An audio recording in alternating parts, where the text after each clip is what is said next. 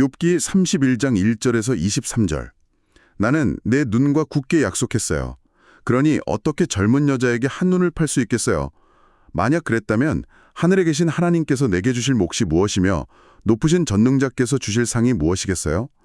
나쁜 짓을 하는 사람에게는 무서운 재앙이 닥치고 죄를 짓는 사람에게는 불행이 오지 않겠어요? 하나님은 내가 가는 길을 다 지켜보고 계시며 내 발걸음 하나하나를 다 세고 계신답니다. 만약 내가 헛된 것을 따라가고 내 발이 남을 속이는 일에 재빨랐다면 하나님께서 나를 공평한 저울에 달아보시고 내 마음이 얼마나 깨끗한지 알아주셨으면 좋겠어요.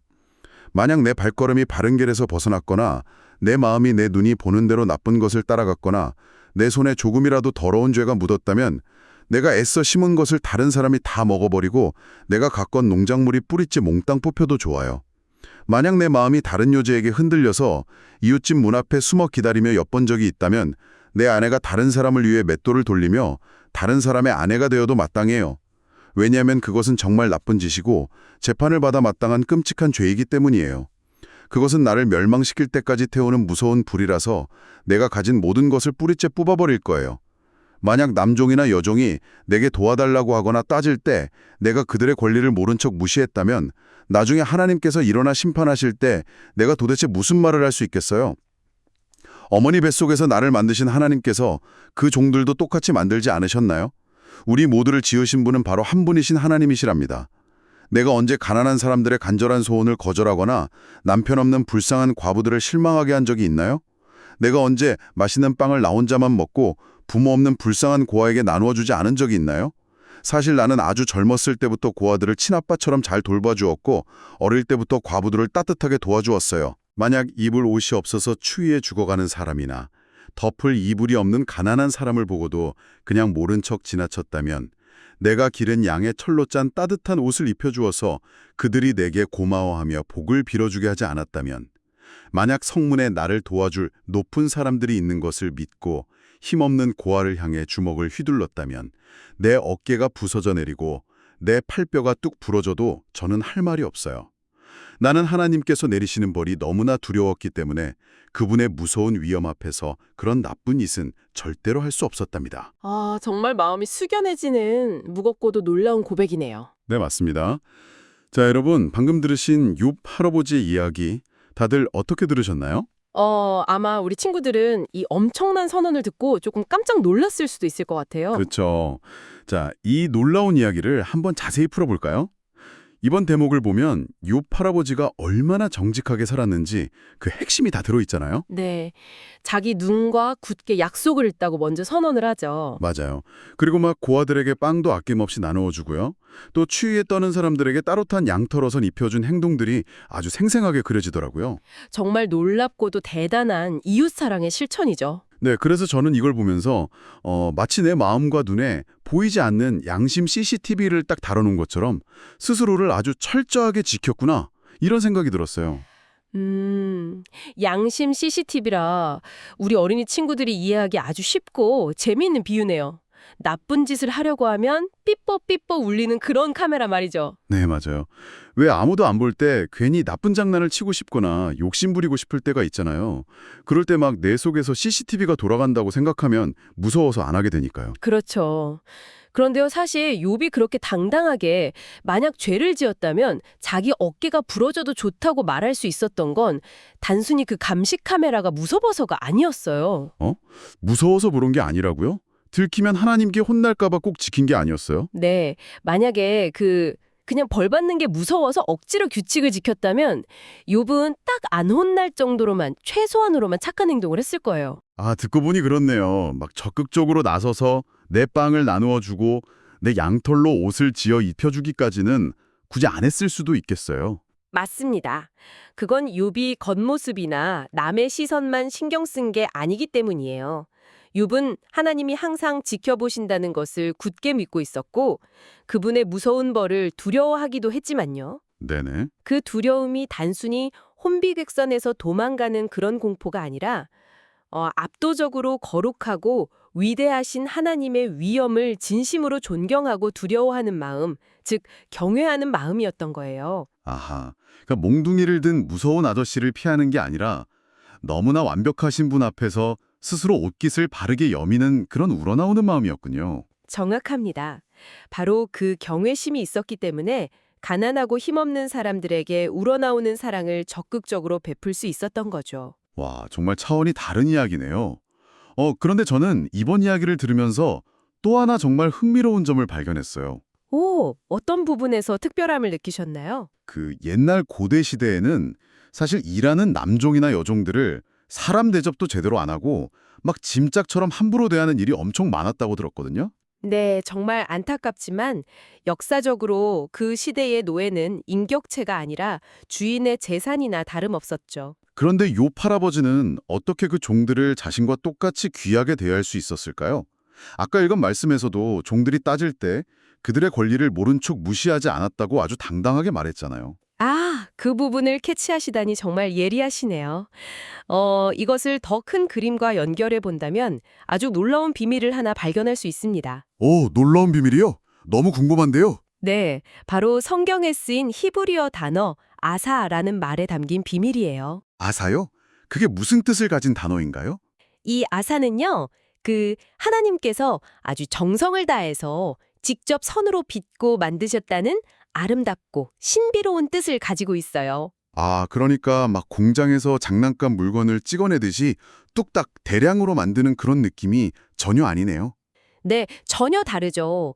마치 최고의 장인이나 예술가가 자기의 모든 시간과 기술 그리고 사랑을 쏟아부어서 단 하나뿐인 걸작품을 만들어내는 것과 같아요.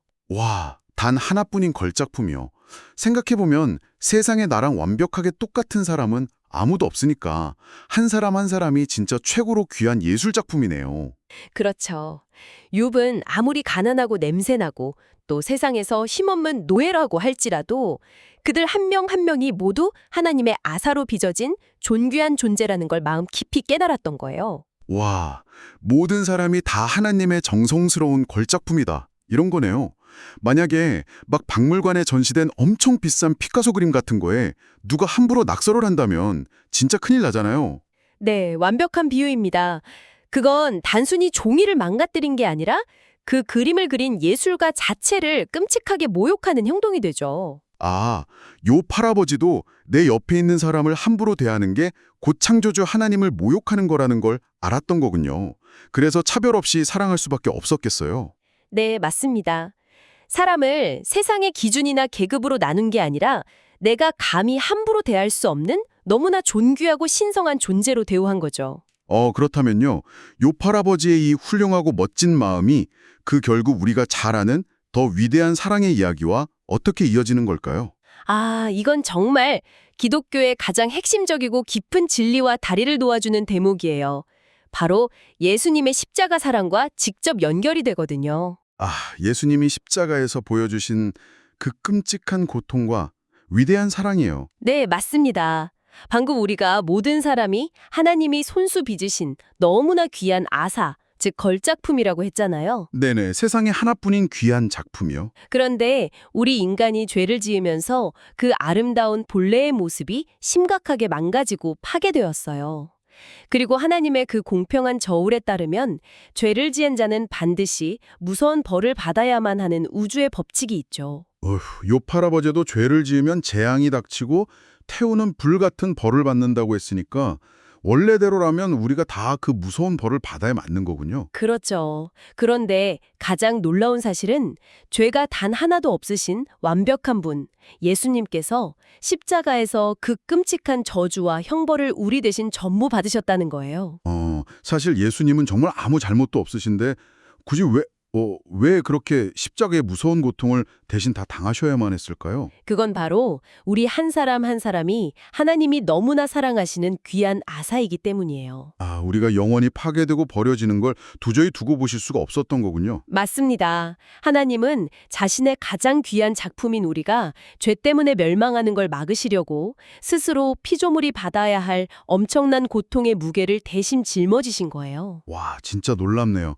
나를 구원하시려고 하나뿐인 생명까지 내어주시다니 정말 이 우주에서 가장 위대하고 완벽한 사랑이 아닐 수 없네요. 네, 욥이 실천한 이타주의도 훌륭하지만 십자가는 창조주가 직접 피조물을 위해 생명을 던진 세상에서 가장 아름다운 사랑의 완성인 거죠. 자, 그럼 이 깊고 경이로운 말씀은 오늘을 살아가는 우리 친구들에게 그리고 부모님들에게 어떤 실제적인 의미가 있을까요? 고름 우리 일상생활을 특히 보이지 않는 내 마음속의 태도를 아주 정직하고 날카롭게 돌아보게 만듭니다. 네, 막 학교 교실이나 놀이터에서 생각해보면요.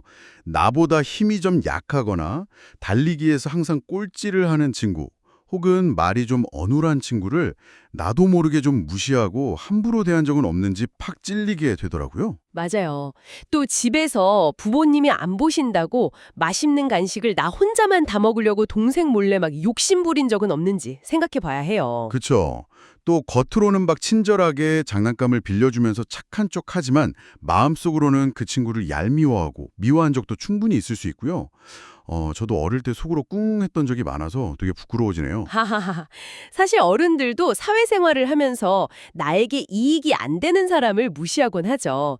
그래서 이것은 우리에게 아주 중요한 질문을 던집니다. 네, 어떤 질문을 던져야 할까요? 내 곁에 있는 모든 친구, 내 이웃, 심지어 내가 평소에 좀 싫어하고 답답해하는 그 사람조차도 우주를 창조하신 분께서 밤낮으로 정성껏 빚으신 소중한 아사임을 절대 잊지 않고 살고 있는가 하는 것이죠. 정말 마음 깊이 새겨야겠어요. 내 눈앞에 있는 친구가 바로 하나님의 하나뿐인 걸작품이라는 사실을요. 네, 맞습니다. 십자가에서 자신의 모든 것을 다 내어주신 예수님의 그 크고 따뜻한 사랑을 우리가 꼭 본받아야 해요.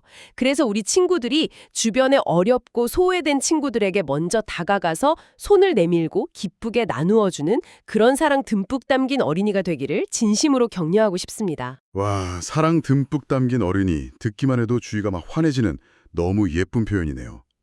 자, 어린이 여러분, 그리고 함께 하시는 부모님들, 오늘 우리는 욥 할아버지의 고백에서 출발해서 걸작품 아사의 비밀, 그리고 예수님의 그 놀라운 십자가 사랑까지 아주 깊은 탐구를 함께 해보았습니다. 여러분은 오늘 무엇을 결심했나요? 네, 오늘 나는 이 크고 놀라운 진리가 여러분 각자의 일상과 교실에서 또 가정에서 따뜻한 사랑의 실천으로 아름답게 맺히기를 간절히 소망합니다. 하나님 아버지, 오늘 욥 할아버지의 고백을 들으며 하나님 앞에서 깨끗하고 정직하게 사는 것이 얼마나 중요한지 깨닫게 하시니 감사합니다.